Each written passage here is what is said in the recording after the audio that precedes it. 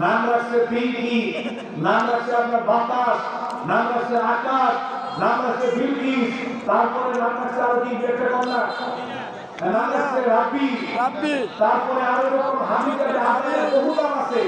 সন্তানদের এইগুলো নাম বাবা মা রাখে, এটা নাকি শখ না, স্মার্ট।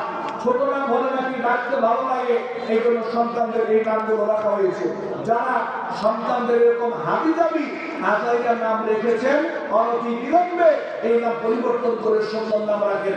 নাম শুনলেই যেন বোঝা যায় ছেলেটা মুসলিম, নামটা শুনলেই বোঝা যায় এটা আমার মেয়েটা মুসলিম, নামটা শুনলেই বোঝা যায় এটা একটা মুসলিমা নারী। এমন সুন্দর নাম রাখতে হবে। নাম পিঙ্কি রেখেছেন, রিঙ্কু রেখেছেন, রিঙ্কু রেখেছেন, এই নাম শুনলে বোঝা যায় না লোকটা মুসলিম নারী, বোঝা যায়।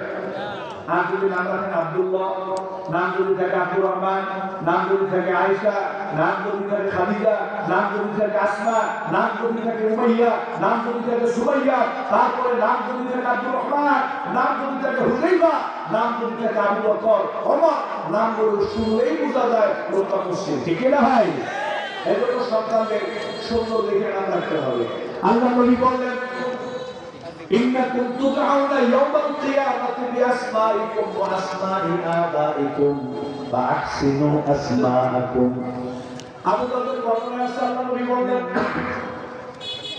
তোমরা তোমাদের সন্তানদের সুন্দর সুন্দর দেখে নাম রাখো, অর্থ ইসলামিক সুন্দর দেখে নাম রাখো। কেননা হাসরের মাঠে তোমাদের নাম ধরে ধরে, তোমাদের পিতাদের নাম ধরে ধরে রাখতে হবে। যে তোমাদের সন্তান যখন দুনিয়াতে আগমন করবে, সন্তানদের যখন নাম রাখবা, অবশ্যই অবশ্যই সুন্দর দেখে তারপরে নাম রাখবা, সুন্দর নাম রাখবা, অর্থবহ ইসলামিক নাম রাখবা, যাতে করে নামের প্রভাব তার জীবনে কিছুটা পড়বে। একটা মহিলা একদিন ফোন দিল, বলল, হুজুর আমার ছেলে পৃথিবীতে আগমন করেছে, সন্তানের একটা নাম রাখবো, একটা নাম দেন। আমি বললাম যে বোন, আল্লাহর কাছে সবচেয়ে সুন্দর নাম হচ্ছে আহাব্বুল আসমা ইলাল্লাহি আব্দুল্লাহ ওয়া আব্দুর রহমান। সবচেয়ে সুন্দর প্রিয় নাম হচ্ছে